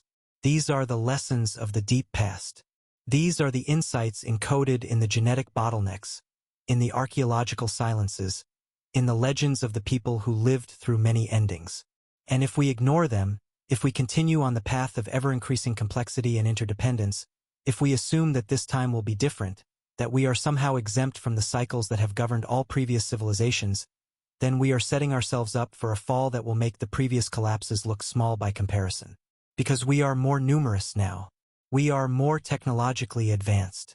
And that means when the system fails, the disruption will be greater, the suffering more widespread, the loss more catastrophic. But it also means that the potential to preserve knowledge, to encode it in forms that can survive, is greater than ever before. We have digital archives, genetic databases, global communication networks. We have the ability, if we choose to use it, to store the sum of human knowledge in ways that could endure even a major civilizational collapse. We have the ability to teach, to share, to ensure that the insights we have gained are not lost again. But only if we act. Only if we recognize the pattern. Only if we understand that we are not outside the cycle, but within it, and that the choices we make now will determine whether we are remembered as the generation that broke the cycle or as yet another iteration that rose, forgot, and fell. The traces of the civilization that survived the extinction events are hidden, yes, but they are not gone. They exist in the genetic outliers, the populations that carry ancient lineages and adaptations that speak of deep time and diverse ancestry. They exist in the unclassified artifacts, the tools and structures and sites that do not fit neatly into the accepted timelines. They exist in the cave systems and high-altitude refuges that show signs of prolonged habitation during periods of climate chaos. They exist in the stories, the myths, the legends that speak of cycles and endings and survivals. And they exist in us. Every human alive today is a descendant of survivors. We carry in our DNA the signatures of the bottlenecks, the genetic markers that tell us our ancestors faced extinction and endured. We carry the Neanderthal genes that helped us adapt to cold climates, the Denisovan genes that allowed us to thrive at high altitude, the ghost DNA of populations we cannot name but whose contributions made us who we are. We are a mosaic, a blend of lineages that should not have survived but did. that came together through interbreeding and migration and cultural exchange to form the species we are today. This is not just a scientific curiosity. This is our inheritance. This is the proof that survival is possible, even through the worst imaginable conditions. And it is a responsibility because we are the carriers of that legacy, and what we do with it will determine whether the cycle continues. Look at yourself in the mirror. Look at your hands, your face, the structure of your body. You are the product of hundreds of thousands of years of evolution, of selection, of survival. Your ancestors endured ice ages and volcanic winters and droughts and floods. They watched the sky turn black and the sun disappear. They saw their communities reduced to handfuls of terrified individuals clinging to life in the darkest corners of the earth. And they made it through. They adapted. They learned. They persevered. And they did it without the advantages you have. Without medicine. Without agriculture. Without the accumulated knowledge of thousands of years of civilization. They did it with their wits, their endurance, their willingness to change, to move, to do whatever it took to survive. You carry that within you. That resilience. That adaptability. It is not just metaphorical. It is biological. It is encoded in your genes, waiting to be expressed if the conditions require it. But genes are not enough. Genes provide the potential, but culture provides the knowledge. And culture is fragile. It can be lost in a single generation if it is not passed on. Every elder who dies without teaching, every language that goes extinct, every traditional practice that is abandoned, is a loss of knowledge, a severing of the connection to the past, a reduction in our collective ability to survive. This is why the indigenous peoples, the ones who have maintained their traditional knowledge, are so important. They are not relics of a primitive past. They are the carriers of deep knowledge, the keepers of the strategies that worked. And when the anthropologists and archaeologists finally started listening to them, started taking their stories seriously instead of dismissing them as folklore, they found that the stories were accurate. The stories of floods corresponded to real sea level changes. The stories of vanished lands corresponded to now submerged coastlines. The stories of animal behaviors, of plant uses, of weather patterns, they were all grounded in careful, multi-generational observation. This is what we need to recover. Not the specific practices necessarily. We do not all need to become hunter-gatherers or subsistence farmers. But the mindset, the understanding that knowledge is survival, that observation is essential, that the earth will teach you if you pay attention, and that the wisdom of those who came before is not obsolete just because it is old. We are living in a time of unprecedented access to information. We can learn anything, connect with anyone, explore ideas from every culture and every era. But information is not knowledge. Information is data. Knowledge is information that has been tested, refined, integrated into a coherent understanding of how the world works. And wisdom is knowledge that has been lived, that has been passed through the crucible of experience and proven to be true. The people who survived the extinction events had wisdom. They had knowledge that was earned the hard way, through trial and error, through watching others fail, through enduring themselves and learning what worked. And they encoded that wisdom in their cultures, in their stories, in their practices. We need to do the same. We need to take the information we have, the vast libraries of data, and turn it into knowledge. We need to test it, apply it, see what works in the real world and what is just theory. And then we need to turn that knowledge into wisdom, into an understanding not just of what to do but of why, of the principles that underlie the practices, so that when conditions change, as they inevitably will, we can adapt, we can modify, we can survive. This is not about going backward.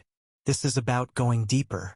This is about recognizing that the newest is not always the best, that the latest technology is not always the most resilient, and that sometimes the oldest solutions, the ones that have been tested over thousands of years, are the ones that will still work when everything else has failed. The caves are still there. The high places are still there. The knowledge of how to find water in the desert, how to navigate by the stars, how to predict the weather by the behavior of animals, it still exists in the minds of those who have kept it alive. And the genetic adaptations, the ability to endure cold, heat, altitude, scarcity, they are still encoded in our DNA, waiting to be expressed. We are not starting from scratch. We are standing on the shoulders of countless generations of survivors. We have their gifts, their knowledge, their resilience. We just have to choose to use it. And we have to choose to remember. Not just the successes, the great achievements, the monuments, and the empires, but the failures, the collapses, the times when everything fell apart and humanity had to begin again. We have to remember that history is not a straight line, that progress is not inevitable, and that what we build can be lost if we are not careful. This is the unsettling truth at the heart of the evidence. This is what the genetic bottlenecks and the archaeological silences and the legends of lost civilizations are trying to tell us. That we have been here before.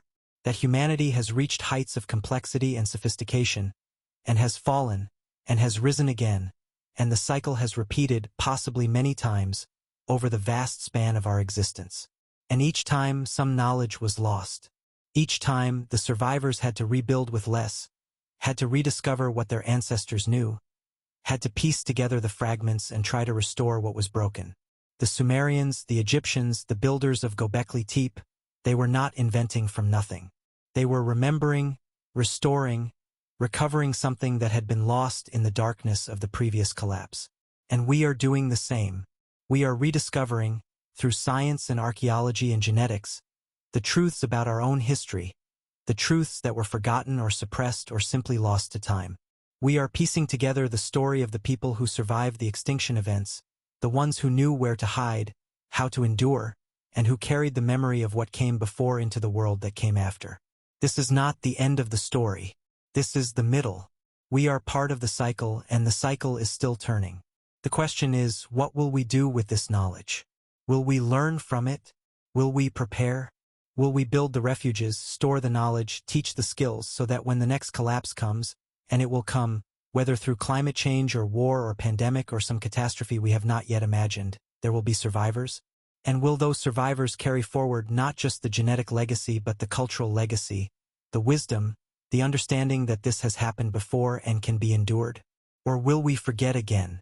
Will we cling to the illusion of permanence, the belief that this time is different, that we have somehow transcended the limitations that constrained our ancestors? Will we build ever more complex, ever more fragile systems, and then watch in horror as they collapse, taking with them not just our civilizations but the knowledge we have accumulated? The choice is ours. It is always ours. Every generation faces this choice, though most do not realize it. Most live their lives within the stable periods, the interregnums between collapses, and they assume that stability is the norm. But stability is the exception. Change is the norm. And the only way to survive change is to be prepared for it, to expect it, to build with the understanding that nothing lasts forever, and that the true measure of a civilization is not how grand it becomes but how much of its knowledge survives its inevitable fall. The traces of the long cycle survivors are all around us, if we know how to look. They are in the genetic diversity of isolated populations. They are in the cave systems and high-altitude sites that show continuous habitation through periods of chaos. They are in the stories and legends that speak of people who lived through many endings. They are in the unclassified artifacts, the anomalies that do not fit the timelines, the hints of sophistication that appears too early or in the wrong places.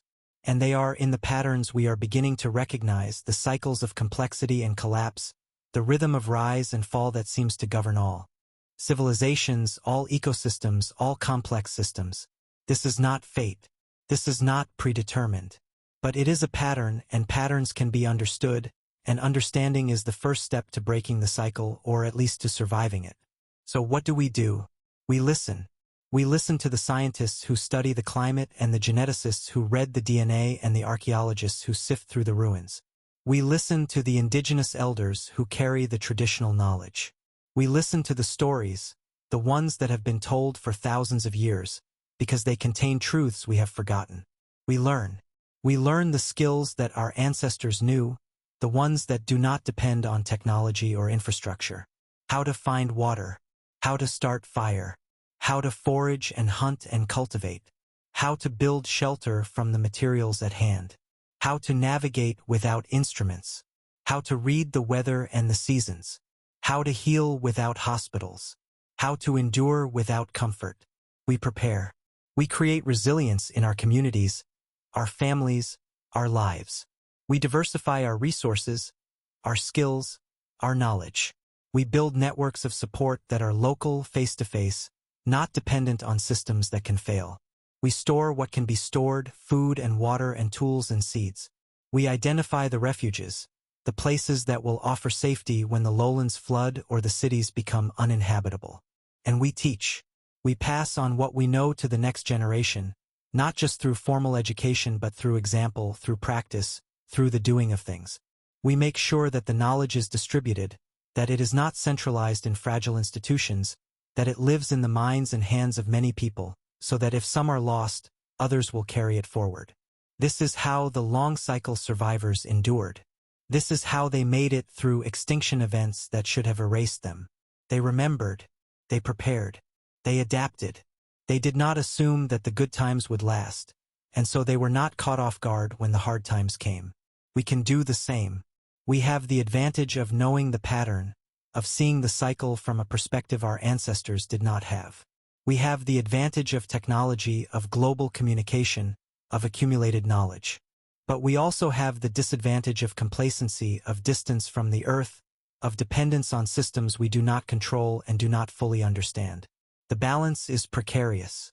The window of opportunity is narrow.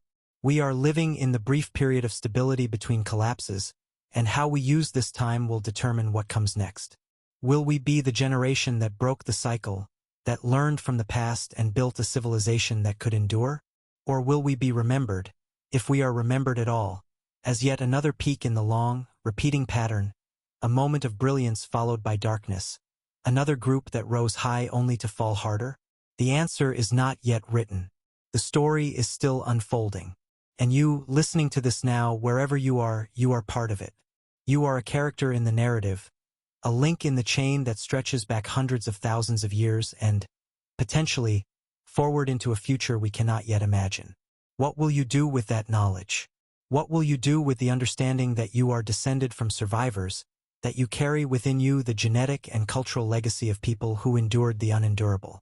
What will you do with the warning that the cycle is still turning, that the signs are visible for those who look, that the time to prepare is now, not when the catastrophe is upon us? These are not rhetorical questions. These are real questions, urgent questions, questions that demand answers not in words but in actions. The civilization that survived multiple extinction events 200,000 years ago did not leave us a blueprint. They did not write down their strategies or build monuments to their survival. They left us something better. They left us their genes, their adaptations, proof that endurance is possible. They left us their hiding places, the caves and high valleys that offered refuge. They left us their stories, encoded in the myths and legends that have persisted across cultures and millennia. And they left us the example, the demonstration that no matter how dire the circumstances, no matter how close to extinction humanity comes, there is always a way through, if we are willing to adapt, to change, to do what is necessary. But they also left us a warning, implicit in the very fact that we are here having this conversation, that we are rediscovering their story. The warning is this: survival is not guaranteed. It requires effort. It requires foresight. It requires a willingness to sacrifice short-term comfort for long-term resilience. And most of all, it requires memory, the determination not to forget what has happened before, not to repeat the mistakes of those who thought they were invincible, who built their civilizations on sand and watched them wash away when the tide came in. We are at a crossroads. We can see the patterns now. We have the data, the genetic studies, the climate records, the archaeological discoveries. We know that bottlenecks happen. We know that civilizations collapse. We know that the Earth is not static, that the climate shifts, that catastrophes occur. And we know, from the evidence of the survivors, that preparation works, that having refuges and stored knowledge and adaptive cultures makes the difference between extinction and endurance. So the question is not whether we know. The question is whether we will act on what we know. Will we continue on the path of increasing complexity, building systems that are efficient but fragile, dependent on stability that we cannot guarantee? Or will we shift course, building resilience into our systems, creating redundancy, decentralizing knowledge and resources, preparing for the disruptions we know are coming? Will we listen to the voices of those who carry the old knowledge, the indigenous peoples and the traditional cultures who have survived by adapting rather than dominating, by living within the limits of their environments rather than exceeding them? Or will we dismiss them as irrelevant, as obstacles to progress, as remnants of a past we think we have outgrown? Will we teach the next generation not just to operate the machines and navigate the technologies but to survive without them, to find water and make fire and grow food and build shelter? Or will we leave them dependent, vulnerable, unable to endure if the systems fail? These are the choices we face. And they are not distant, theoretical choices. They are immediate, practical choices we make every day in how we live, what we value, what we teach our children. The traces of the long-cycle survivors are hidden, but they are not gone. They are waiting to be found, to be recognized, to be learned from. And perhaps the greatest discovery is not in the ground or in the genes but in the realization that we are them. We are the descendants. We are the carriers of the legacy. And the question of whether humanity survives the next extinction event, whether natural or self-inflicted, depends not on some distant ancestor but on us, on the choices we make, the knowledge we preserve, the resilience we build. The genetic bottlenecks in our past are not just curiosities. They are scars, marks of trauma, proof that we have been to the edge and looked into the abyss. But they are also proof that we stepped back, that we survived, that we found a way. And the archaeological silences, the gaps in the record, they are not absences. They are the spaces where people learn to be invisible, to survive by hiding, by adapting, by becoming one with the environment rather than dominating it. These are skills we may need again. The legends of people who lived through many endings are not fantasies. They are memories, distorted by time and retelling but rooted in real events, real survivals. They are the oral archives of our species, the backup files stored in story and song and ritual, waiting to be decoded, waiting to be understood. And the possibility that our current civilization may be repeating the patterns of those long-cycle survivors, building to a peak only to face a collapse, it is not a prophecy of doom. It is a recognition of reality, an acknowledgement that the cycles exist, that they have power, and that ignoring them does not make them go away. But recognition is also empowerment. Because once you see the pattern, you can choose how to respond to it. You can choose to prepare rather than be caught off guard. You can choose to build resilience rather than fragility. You can choose to remember rather than forget. The partial resolution to the mystery is this. The traces of the group that survived multiple extinction events are hidden in genetic outliers, in the unusual adaptations and ancient lineages that do not fit the simple models of human evolution. They are hidden in unclassified artifacts, in the sites and structures that are too old or too sophisticated, that challenge the timelines we have constructed. They are hidden in the cave systems and high-altitude refuges that show signs of long-term habitation during periods of climate chaos. They are hidden in the stories and legends that speak of cycles and survivals. But there is no definitive conclusion. There is no moment when we can say with certainty, this is who they were, this is exactly how they survived, this is the complete story. Because the Earth has erased much of the evidence. Because time has worn away the traces. Because the survivors, by necessity, left light footprints, moved quietly, lived in ways that did not announce themselves to the future. What we have are clues, hints, shadows, and the more we look, the more clues we find, the deeper the mystery becomes, because each answer raises new questions. Each discovery suggests more that remains hidden. Each piece of genetic data implies populations we have not identified. Each archaeological site that defies dating implies techniques we have not imagined.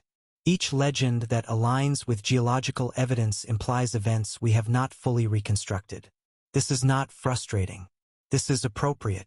Because the story of human survival is not simple.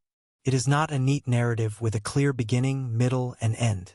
It is complex, braided, full of branches and reconnections, losses and rediscoveries. It is a story that spans hundreds of thousands of years and touches every continent, every climate, every possible human environment. To expect that we could unravel it completely, that we could know every detail, is to misunderstand the scale of what we are trying to comprehend. But what we can know, what we do know, is enough. We know that humanity has survived catastrophes that should have destroyed us. We know that survival was not accidental but intentional, the result of strategies and adaptations and cultural knowledge. We know that some groups were better prepared than others, and that those groups left their mark not in monuments but in genes, in stories, in the silent evidence of continuous habitation when all around them was chaos. And we know that the cycle continues, that we are not outside it, not exempt from it, that the patterns that govern the past are still operating, still shaping the future, and that how we respond, how we prepare, how we remember will determine whether we, too, become ancestors that future generations puzzle over, trying to understand how we survived, or whether we become a cautionary tale, a civilization that had all the knowledge, all the tools, and still failed because we chose not to act. The choice, as always, is ours. Imagine, now, a future researcher, thousands of years from now, sifting through the ruins of our civilization. What will they find? Will they find evidence of resilience, of preparation, of a people who saw the warnings and acted? Will they find stored knowledge, preserved in multiple forms, distributed across many locations, designed to survive? Will they find networks of communities that weathered the storm, that maintained continuity, that carried forward the wisdom of the past into the new world? Or will they find the wreckage of complexity, the collapsed remains of systems that were too interconnected, too dependent, too fragile? Will they find evidence of a people who knew the risks but prioritized short-term gain over long-term survival? Will they find a bottleneck in the genetic record, a sudden contraction, a near extinction, and wonder why we did not see it coming when all the signs were there? The answer to that question is being written now. It is being written in the choices we make about how to live, how to build, how to teach. It is being written in the policies we enact, the technologies we develop, the values we prioritize. It is being written in whether we listen to the warnings, whether we learn from the past, whether we prepare for the future. And it is being written in whether we remember. Memory is the most powerful tool we have. Memory allows us to learn from experience without having to repeat it. Memory allows us to transmit knowledge across generations, to build on what came before rather than starting over. Memory is what separates a species that adapts through genetic evolution, slowly over millions of years, from a species that adapts through cultural evolution, rapidly within generations. But memory is also fragile. It requires active maintenance. It requires that the stories be told, that the skills be practiced, that the knowledge be used. If it is not passed on, it dies. If it is not valued, it is lost. And once lost, it may take thousands of years to rediscover, if it is ever rediscovered at all. The people who survived the extinction events understood this. They encoded their knowledge in multiple forms, in oral traditions and physical practices and symbolic representations. They made memory external, inscribing it in the world so that even if individuals forgot, the knowledge would remain, waiting to be relearned. We have the tools to do this on a scale they could never have imagined. We have digital archives that can store the entirety of human knowledge in spaces smaller than a grain of sand. We have global networks that can distribute information instantaneously to every corner of the earth. We have genetic banks that preserve the diversity of life, seed vaults that store the varieties of crops, libraries that hold the accumulated wisdom of millennia. But we also have vulnerabilities they did not have. Our systems depend on electricity, on infrastructure, on supply chains. A solar flare, a cyber attack, a disruption in the fuel supply, and the digital archives become inaccessible. The networks go dark. The genetic banks thaw. The libraries burn. This is why redundancy is essential. This is why we need multiple forms of knowledge storage, from the most advanced digital systems to the oldest methods of oral tradition and physical inscription. This is why we need distributed networks so that the loss of one node does not mean the loss of everything. This is why we need to teach not just what we know but how we know it, so that if the tools are lost, the methods remain and knowledge can be rebuilt. The long-cycle survivors knew this instinctively. They did not have a single grand library that held all knowledge. They had many small repositories, carried in the minds of individuals, encoded in the practices of communities, inscribed on the walls of caves scattered across continents. If one group was lost, others remained. If one refuge failed, there were others. The knowledge was distributed, resilient, designed to survive. We need to recreate that resilience, but at a modern scale. We need to ensure that the knowledge we have accumulated, the insights we have gained, the technologies we have developed, can survive not just a temporary disruption but a major collapse, a bottleneck, an extinction-level event. This is not paranoia. This is prudence. This is learning from the past and applying those lessons to the present.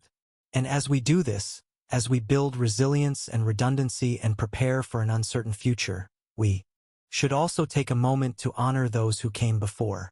The unnamed ancestors who faced the ice and the darkness and the hunger and did not give up. The ghost populations whose DNA we carry but whose names we will never know. The builders of the underground cities and the high-altitude refuges. The keepers of the stories who passed them down through countless generations. The survivors of bottlenecks so severe that every human alive today is descended from a population that could have fit in a small town. They did not survive for themselves alone. They survived so that we could exist. Every breath you take, every thought you think, every word you speak, is a testament to their endurance, their resilience, their refusal to accept extinction. And we, in turn, survive not just for ourselves but for those who will come after. For the descendants who will look back at this moment, at this crossroads, and wonder what we chose. Will they thank us for our foresight, for our preparation, for the knowledge we preserved? Or will they curse us for our short-sightedness, for our complacency, for the opportunities we squandered? The answer depends on what we do now. So here, at the end of this long meditation on survival and memory and the deep patterns of human history, the question returns to you. Where are you listening from?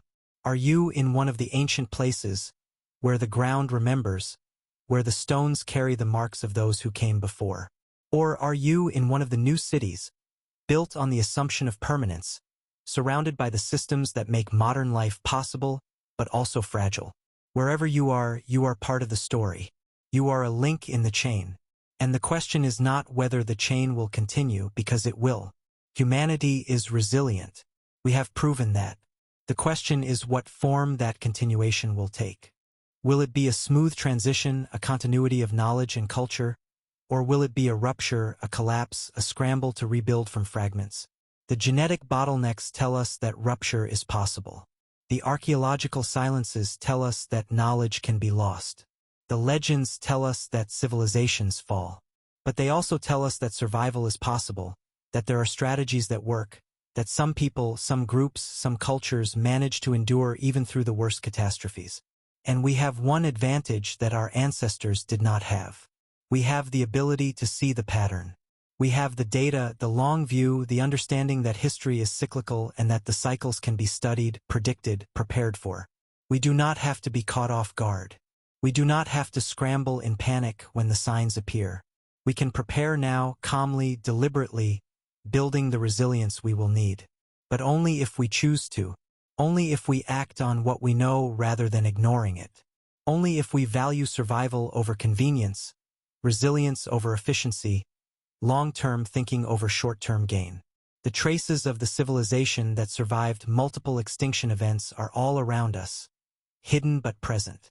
In the genes of isolated populations, in the depths of cave systems, in the high places where the air is thin and the world feels ancient, in the stories that have been told for so long that no one remembers when they began, in the unclassified artifacts that hint at complexity in the deep past, in the patterns we are only now beginning to recognize. They are waiting to be found. They are waiting to be understood.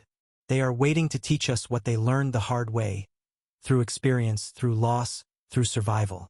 And the greatest lesson, the one that underlies all the others, is this: nothing is permanent. Civilizations rise and fall. Climates shift. Catastrophes occur. But humanity endures if we are wise, if we are adaptable, if we remember. Memory is survival. Knowledge is survival. Preparation is survival. And the willingness to change, to adapt, to do what is necessary even when it is difficult or uncomfortable, that is survival too. The cycle is turning. The signs are visible. The climate is changing. The systems are straining. The complexity is increasing. approaching the threshold where stability gives way to chaos. This is not prophecy. This is observation. This is pattern recognition. This is understanding that the same forces that shaped the past are shaping the present and will shape the future.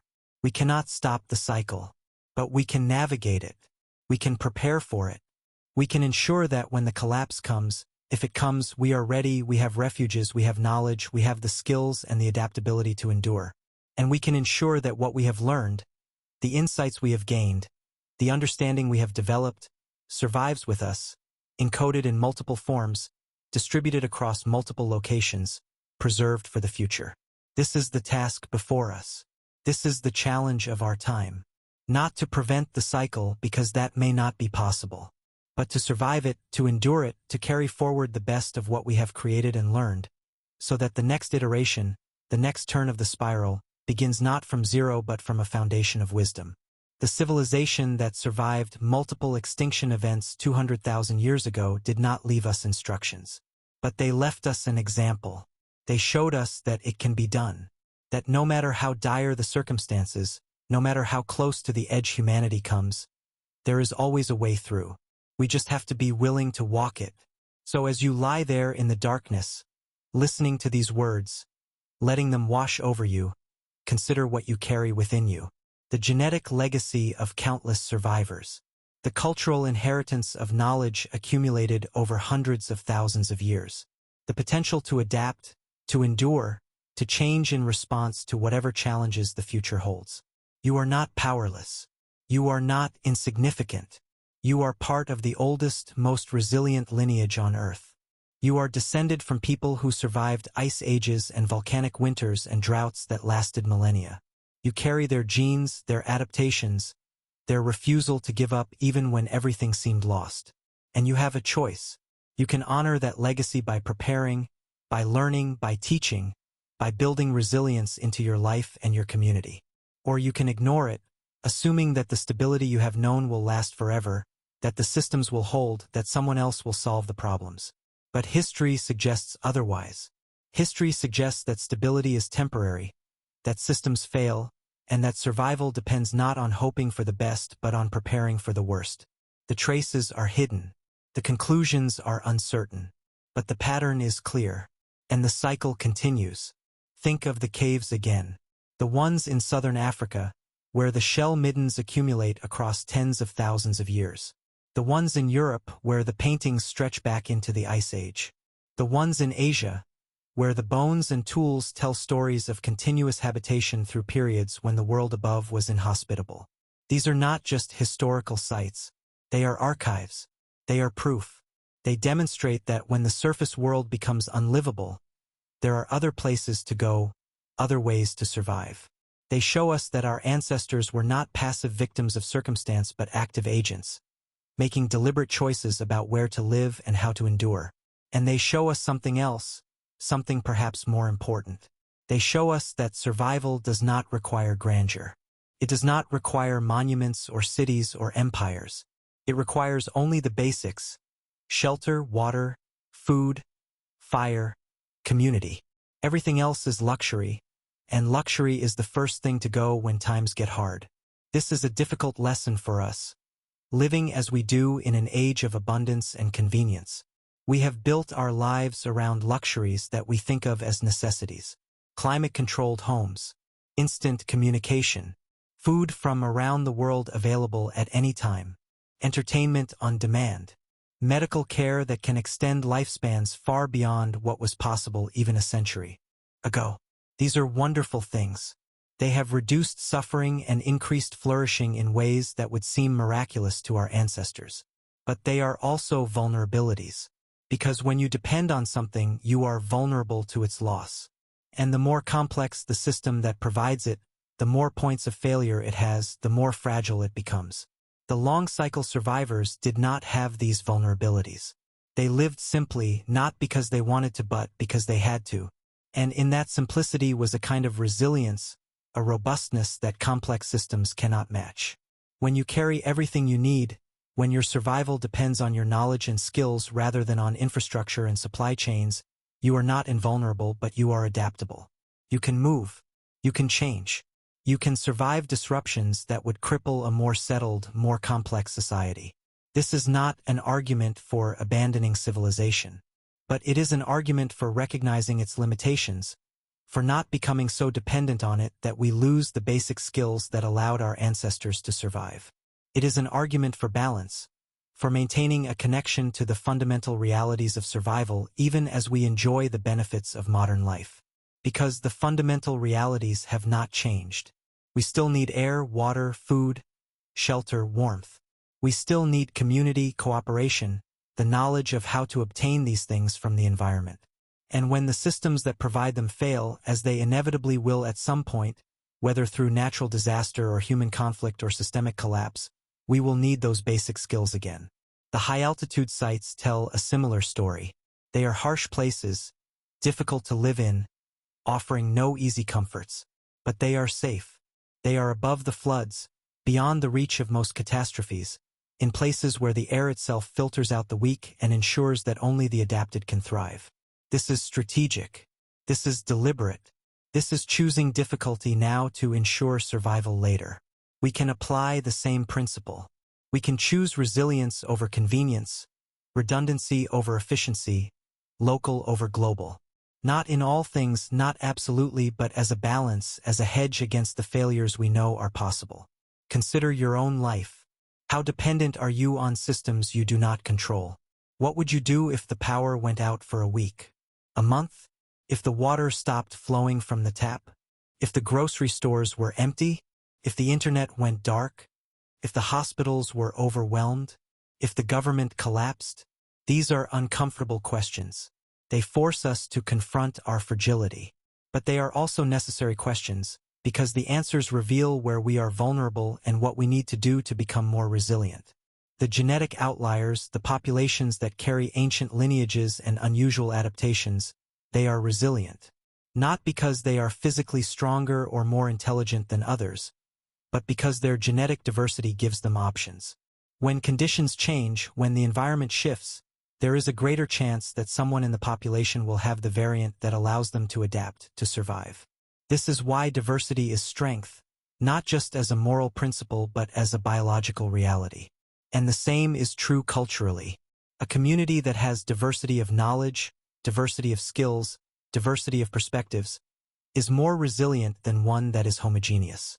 Because when a problem arises, there is a greater chance that someone will know how to solve it, that someone will have the skill or the knowledge or the perspective that makes the difference between collapse and survival. This is why preserving traditional knowledge is so important. It is not about nostalgia or romanticism. It is about resilience. The indigenous peoples, the ones who have maintained their connection to the land and their traditional practices, possess knowledge that the dominant culture has lost or never had.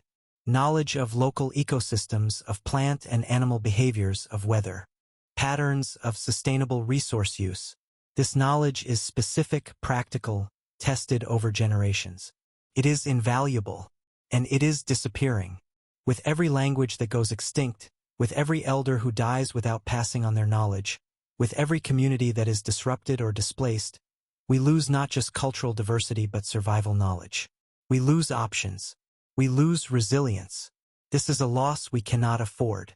Because we do not know what the future holds, we do not know what knowledge we will need, and the only way to ensure that we have the knowledge we need is to preserve as much as possible, in as many forms as possible. The unclassified artifacts, the sites that do not fit the timelines, they tell us that our models of the past are incomplete. They tell us that there is more to discover, more to understand. And they tell us to be humble, to recognize that what we think we know may be only part of the story, and that there is always more to learn. This humility is essential. Keeps us open to new evidence, new ideas, new possibilities. It prevents us from becoming dogmatic, from clinging to narratives that may be incorrect or incomplete. And it reminds us that the past is not fully known, that the future is not fully predictable, and that the best we can do is to prepare as well as we can with the knowledge we have while remaining open to learning more. The legends of people who lived through many endings, they are not just stories. They are cultural technologies, ways of encoding important information in forms that can survive the loss of the knowledge keepers. They are designed to be memorable, to be repeated, to be passed on. and they are often layered, containing multiple levels of meaning, so that even if the explicit knowledge is lost, the implicit knowledge remains, waiting to be rediscovered. This is why we should not dismiss myths and legends as mere fiction. They may not be literally true in every detail, but they often contain kernels of truth, memories of real events, encoded in symbolic form. The flood myths that appear in cultures around the world, they may not be describing a single global flood, but they are likely describing real floods, real sea level changes, real catastrophes that occurred in the deep past and were remembered because they were traumatic, because they shaped the cultures that survived them. When we learn to read these stories not as fiction but as encoded history, we begin to see patterns. We begin to recognize that the same events are being described in different ways by different cultures, and that by comparing the stories, by looking for the commonalities, we can reconstruct something of what actually happened. This is what scholars are beginning to do. They are taking the myths seriously, using them as guides to where to look for archaeological evidence, and they are finding that the myths are often accurate. The Aboriginal stories of coastal flooding align with sea level data. The Hopi stories of worlds destroyed by fire and ice align with volcanic eruptions and glacial cycles. The Sumerian stories of a great flood align with evidence of massive flooding in Mesopotamia. The stories remember, and by listening to them, by taking them seriously, we remember too. This is the task before us, not just as scholars or researchers but as inheritors of the human legacy.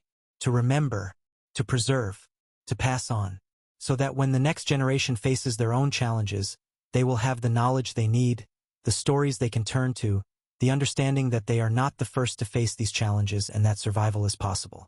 The global implication, the suggestion that our current civilization may be repeating the patterns of the long-cycle survivors, it is both warning and opportunity. Warning because it suggests that we are approaching the phase of the cycle where complexity gives way to collapse, where the systems strain and break, where the population contracts. But opportunity because if we recognize the pattern, we can prepare for it, we can mitigate it, we can perhaps even alter it, breaking the cycle or at least extending the period of stability. This requires collective action. It requires cooperation on a scale we have rarely achieved. It requires setting aside short-term interests for long-term survival. It requires making difficult choices, accepting sacrifices, prioritizing resilience over growth. Can we do this? History is not encouraging. Every previous civilization, when faced with the choice between changing course and continuing on the path to collapse, chose to continue.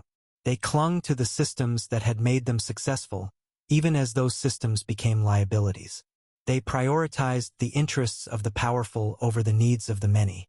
They refused to acknowledge the warnings until it was too late. But we have advantages they did not have. We have the data. We have the models. We have the ability to see the global picture, to understand the interconnections, to predict the consequences of our actions. We have the technology to communicate instantly, to coordinate globally, to implement solutions on a planetary scale. And we have the knowledge of the past. We have the example of the long-cycle survivors, who endured by being adaptable, by preparing refuges, by preserving knowledge. We have the genetic evidence of bottlenecks survived, proof that even the worst catastrophes are not the end. We have the archaeological evidence of continuity, of communities that maintain themselves through periods of chaos. We have the stories, the myths, the legends, the cultural memory of how survival was achieved. All of this is available to us if we choose to use it, if we choose to learn from the past rather than repeat it, if we choose to act on what we know rather than ignore it. The partial resolution, the acknowledgement that the traces are hidden and the conclusions uncertain, it is not a failing. It is honest. It is a recognition that the past is vast and complex and that we are still in the process of understanding it. It is an invitation to continue the search, to keep looking, to remain curious. Because every answer we find raises new questions. Every site we excavate reveals new mysteries. Every genetic study uncovers new populations, new admixtures, new complexities. The more we learn, the more we realize how much we do not know. But what we do know is enough to act on. We know that bottlenecks happen. We know that survival is possible. We know that preparation works. We know that knowledge and adaptability are the keys to endurance. And we know that time is limited. The cycle is turning. The climate is changing. The systems are straining. The complexity is approaching the threshold. Whether the collapse comes in our lifetimes or in those of our children or grandchildren, it is coming because it always comes. The only question is whether we will be ready. So what do we do right now today? We start small. We learn a new skill, something practical, something that does not depend on technology. How to grow food, how to preserve food, how to find water, how to make fire, how to build shelter, how to navigate by the stars, how to identify edible plants, how to treat injuries, how to make decisions in a group, how to resolve conflicts without violence. We build community. We get to know our neighbors. We create networks of mutual support so that we are not isolated, so that we have people we can turn to when things get difficult. We share skills and resources. We practice cooperation. We reduce our dependence on fragile systems. We diversify our food sources. We store essentials. We create backup plans. We identify local resources. We become more self-reliant, not as isolated individuals but as interconnected communities. We preserve knowledge.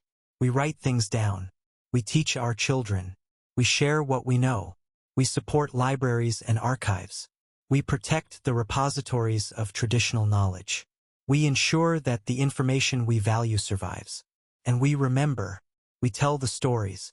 We honor the ancestors who survived so that we could exist. We acknowledge that we are part of a long chain, that we have responsibilities not just to ourselves but to those who came before and those who will come after. These are small actions, individual actions, but they accumulate. When many people make these choices, when communities embrace resilience, when cultures prioritize long-term survival over short-term gain, the collective effect is significant. It does not guarantee that collapse will not occur, but it makes survival more likely, and it ensures that what we have learned, what we have created, what we value, has a better chance of enduring. The caves are still there. They have always been there. They will be there when the surface world becomes uninhabitable again, as it has before, as it will again. This is not pessimism. This is realism. This is understanding the cycles of the earth, the patterns of climate, the history of our species. But the caves are not the only option. We have more choices now than our ancestors had. We have technology that can help us adapt, can help us mitigate the worst effects, can help us survive in place rather than having to flee to the margins. We have knowledge of agriculture, of water management, of energy production, of medicine. We have the ability to build resilient infrastructure, to create systems that can endure disruption. The question is whether we will use these capabilities wisely, whether we will invest in resilience or continue to prioritize efficiency and growth until the system breaks. This is a choice that societies make, often implicitly, through countless individual decisions about what to value, what to fund, what to prioritize. And right now, in most of the world, we are choosing growth. We are choosing complexity. We are choosing systems that are efficient in stable conditions but fragile when conditions change. This may be a mistake. This may be the pattern repeating, the same pattern that led to the collapses of previous civilizations, the same pattern that created the genetic bottlenecks we see in our DNA. But it does not have to be. We can choose differently. We can learn from the past. We can recognize the pattern and choose to break it, or at least to bend it, to extend the period of stability, to prepare for the transition so that it is not catastrophic but manageable. This requires foresight. It requires courage. It requires a willingness to make sacrifices now for benefits that may not accrue until long after we are gone. These are difficult things to ask of people, of societies, of political systems that are oriented toward short-term gains and immediate gratifications. But they are necessary. And there are examples throughout history and in the present of people and communities that make these choices, that prioritize resilience, that plan for the long term. The indigenous communities that maintain their traditional practices, the sustainable agriculture movements, the renewable energy initiatives, the conservation efforts, the seed banks and genetic repositories, the educational programs that teach traditional skills alongside modern knowledge. These are all acts of preparation, acts of resilience, acts of hope that the future can be different, that the cycle can be altered, that humanity can learn from its past and build something more enduring. And they are acts of memory, of refusing to forget what came before, of honoring the ancestors who survived and the knowledge they preserved. The genetic bottlenecks are scars, yes, but they are also badges of honor. They are proof of endurance, of resilience, of refusal to surrender even in the face of extinction. Every human alive carries those scars in their DNA, and every human alive has the potential to embody the resilience that they represent. This is not metaphorical. This is biological. The genes that allowed our ancestors to survive extreme conditions are still in us, waiting to be expressed. The adaptations to cold, to altitude, to scarcity, they are all part of our genetic heritage. We are, in a very real sense, built to survive. But biology is only part of the equation. Culture is the rest. And culture is fragile in ways that genes are not. Genes are passed on automatically through reproduction. Culture has to be taught actively, deliberately, and if it is not taught, it is lost. This is why education is survival. This is why preserving traditional knowledge is survival. This is why storytelling is survival.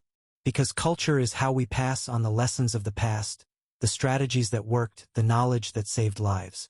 And every generation that fails to teach, that fails to pass on the knowledge, is a generation that increases the risk of catastrophic loss, of having to rediscover from scratch what was already known, of repeating mistakes that could have been avoided. We cannot afford that. Not now, not with the challenges we face. We need all the knowledge we can preserve, all the skills we can maintain, all the strategies we can learn. The traces of the long cycle survivors, hidden in genes and sites and stories, they are there for a reason. They are there because the survivors wanted to leave something behind, wanted to ensure that their knowledge did not die with them, wanted to give future generations the tools they would need. We owe them the respect of looking for those traces, of learning from them, of applying their lessons to our own situation. And we owe our descendants the same effort, the same commitment to preservation, the same determination to pass on what we know. This is the covenant between generations, the unspoken agreement that each will do what it can to ensure the survival of the next. It is older than civilization, older than agriculture, older than language perhaps. It is the fundamental driver of human behavior, the reason we teach, the reason we plan, the reason we sacrifice. And it is encoded in us, in our instincts, in our emotions, in our deep desire to see our children thrive, to know that our lives mattered, that we contributed to something larger than ourselves, to the great chain of being that stretches from the distant past into the distant future. The civilization that survived multiple extinction events understood this. They lived it. They embodied it in every decision they made, every skill they taught, every story they told. They were the ancestors, and they knew it, and they acted accordingly. We are the ancestors too. To those who will come after, we are the ancients, the ones who lived in the time of decision, the ones who faced the knowledge of the cycle and had to choose how to respond. What will they say of us? What traces will we leave? What knowledge will we preserve? What stories will they tell about the people who lived in the early 21st century, who had all the data, all the tools, all the understanding, and who chose what? The answer is not yet written. The story is still unfolding. And you, right now, are part of it. So as the words fade and the silence returns, as you drift towards sleep or simply rest in the quiet darkness, consider the weight of what you carry. Not as a burden, but as a gift. The gift of existence, purchased at the cost of countless struggles and survivals. The gift of knowledge, accumulated over hundreds of thousands of years. The gift of consciousness, the ability to reflect on where we have been and where we are going. You are the inheritor of the long cycle survivors. Their blood flows in your veins. Their adaptations live in your cells. Their memories, however fragmented, however obscured, whisper to you from the deep past, telling you that survival is possible, that endings are not final, that humanity endures. And you are the ancestor to those who will come, whose existence depends on the choices you make, the knowledge you preserve, the resilience you build. They will look back at this time, at this moment of decision, and they will know whether we had the wisdom to learn from the past, the courage to act on what we knew, the commitment to ensure that the chain continued unbroken. The traces are hidden, yes. The conclusions are uncertain, yes. But the pattern, is clear and the choice is before us. Will we remember? Will we prepare? Will we honor the covenant between generations, the responsibility we have to pass on what we know, to preserve what can be preserved, to build resilience into our lives and our communities so that when the cycle turns again, as it always does, we are ready? These are not questions for tomorrow. These are questions for today, for now, for this moment when you are still awake enough to think, still present enough to choose. The long cycle survivors did not survive by accident. They survived by choice, by effort, by preparation. They survived because they refused to forget, because they maintained the knowledge, because they knew where the refuges were and how to endure. We can do the same. We have everything we need if we choose to use it. The knowledge is available. The strategies are known. The examples are there in the past, waiting to be learned from. All that is required is the decision to act, the commitment to prepare, the determination to remember. And so, as you settle into the darkness, as your breathing slows and your thoughts begin to drift, let this be the last thought that lingers.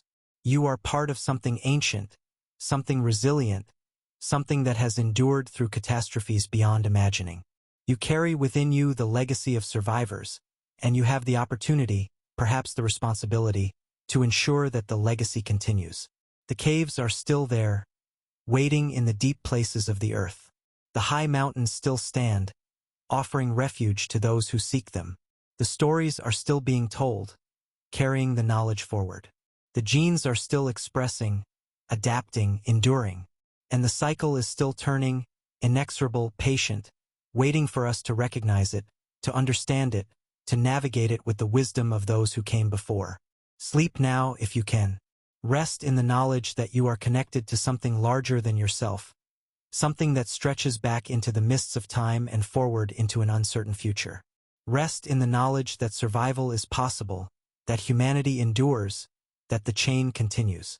And when you wake, consider what you will do with that knowledge, how you will prepare, how you will remember, how you will pass on what you know to the next generation, ensuring that they, too, have the tools they need to survive, to adapt, to endure. The traces are hidden. The conclusions are uncertain. But the truth is clear. We are the descendants of survivors. We are the ancestors of those to come. And the cycle continues, turning through the ages, weaving the story of humanity, a story of resilience, of adaptation, of refusal to surrender even in the face of extinction. Remember this. Remember them. Remember that you are part of the long chain, the unbroken lineage, the human story that began hundreds of thousands of years ago and continues still, continues with you, continues through you, into a future that is uncertain but not hopeless, that is challenging but not impossible. The civilization that survived multiple extinction events left us more than genes and stories. They left us a legacy of endurance, a demonstration that no matter how dire the circumstances, no matter how close to the edge humanity comes, there is always a way forward, if we are willing to look for it, to work for it, to remember what those who came before learned at such great cost. This is their gift to us. This is our responsibility to them, and to those who will come after. To remember, to prepare, to endure, and to continue the story, the oldest story, the human story, the story of survival. Sleep well.